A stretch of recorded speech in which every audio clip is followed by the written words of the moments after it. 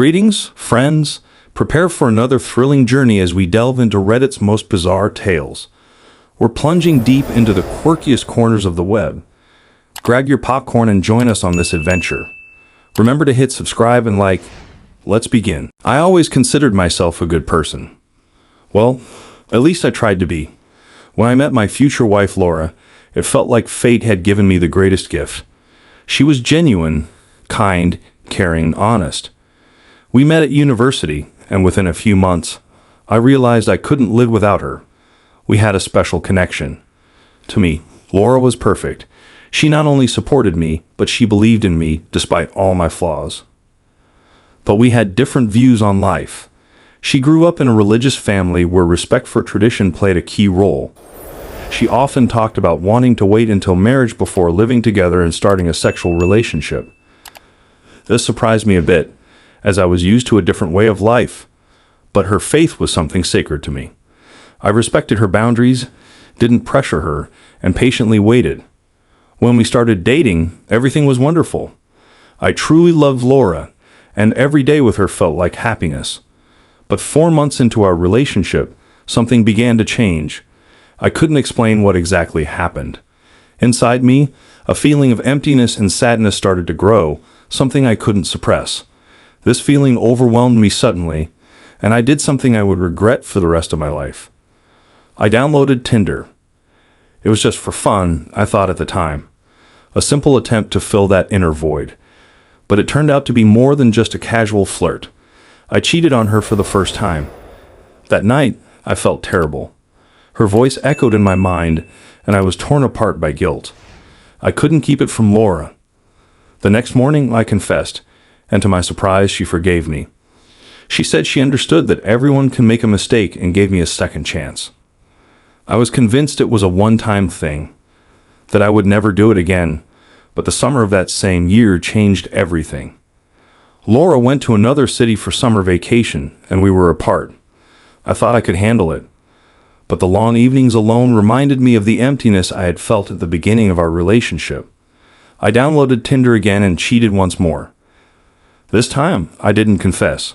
I couldn't look her in the eyes and tell her the truth. Deep down, I knew I was doing wrong, so I suggested we break up, thinking that way I could prevent further hurt. But Laura insisted on talking. We discussed our relationship, and once again, she was able to forgive me. I promised myself and her that I would never make such mistakes again. I wanted to be the best partner for her. We continued dating, and I tried to make up for my wrongdoing by showing her how much I loved her. Despite all my promises, old habits came back. Over the next few years, while we were still together before the wedding, I cheated on her 3 or 4 more times. Each time it happened, I was overwhelmed with regret. I hated myself for not being able to stop.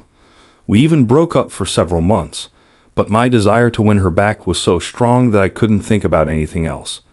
I signed up for therapy to deal with my issues, and soon we got back together. I was sure that everything would finally work out. Before the wedding, I managed to stay faithful for almost 2 years. But a week before the ceremony, during a night out with friends, I gave in to temptation once again. It was another random hookup, leaving me with a mark of shame and disappointment. I confessed to Laura again, but we didn't cancel the wedding. At that moment, I was convinced that this was the last time, that after the wedding, everything would change, and I would be able to become a faithful husband. ***, we had been married for 2 years. On the outside, it seemed like we had the perfect marriage, ***. I tried to be the perfect husband, caring, attentive, and devoted. But things weren't as smooth in the bedroom. Laura never initiated anything, and our sexual relationship gradually began to fade. I felt like she didn't desire me the way I desired her. Eventually, I brought up the topic, asking her if she was truly attracted to me. She responded that the problem wasn't her attraction, but that sex often caused her pain. We started discussing it more deeply. I read a few articles that suggested if a woman is truly aroused, the issue of pain might be minimal. But this didn't put my mind at ease.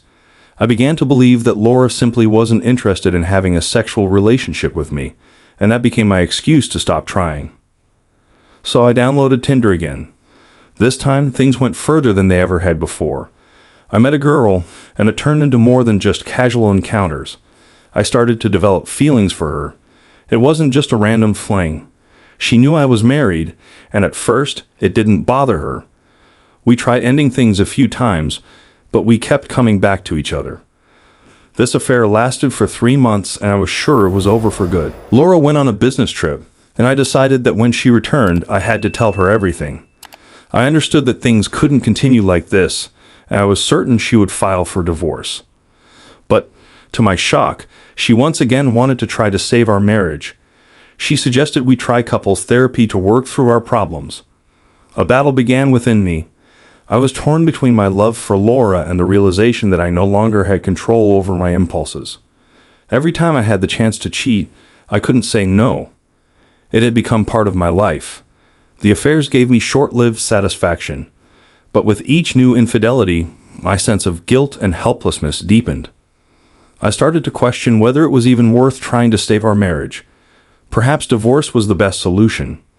I loved Laura, but I doubted whether I could change my behavior. I signed up for individual therapy sessions to work through my inner conflicts. During the therapy sessions, I began to realize that my cheating wasn't just about seeking physical satisfaction. It was my way of escaping my inner struggles, fear of rejection, insecurity, and the fear of not living up to expectations. Sex with other women gave me a temporary sense of power and control that I lacked in my everyday life.